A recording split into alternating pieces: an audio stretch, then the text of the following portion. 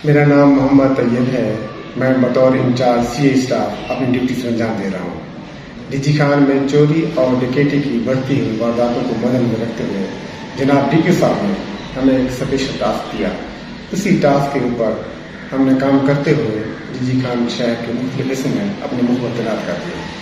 चंद रोज का हमारे एक मुखबर ने हमें एक इतला दी। एक अंसर पेशानी नाम का बंदा निजामाबाद में एक मकान में रिहायश पजीर है, जहाँ पे अगर रेड किया जाए तो वहाँ का मोटरसाइकिल चोरी और डकैती की बरामद हो सकती है। हमने रेडिंग पार्टी तश्कील देते हुए इसी मकाम पे उसको रेड किया, जहाँ से हमने अंसर पेशानी को वहाँ से अरेस्ट किया और वहाँ से 2 मोटरसाइकिल रिकवर की।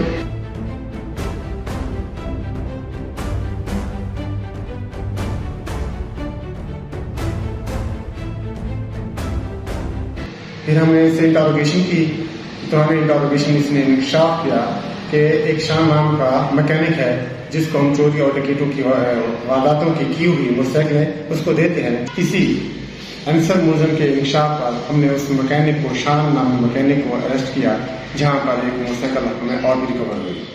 फिर हमने शाम की इंटरोगेशन की, जिससे हमें पेशानी गैंग के दीगर जो मुलजमान हैं उनको अरेस्ट किया और हमने कुल टोटल 6 मोटरसाइकिल रिकवर किए हैं।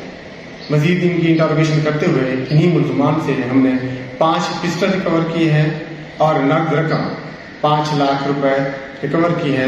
डीजी खान पुलिस जितनी भी कार्रवाई करती है, इसमें पुलिस की मदद में आवाम का एक भरपूर साथ होता है। तो मेरी डीजी खान के बाशरो लोगों से गुजारिश है कि आप हमें क्राइम और क्रिमिनल अशखास की निशानदेही करें, ताकि हम मिलके डीजी खान को क्राइम से बाहर कर सकें।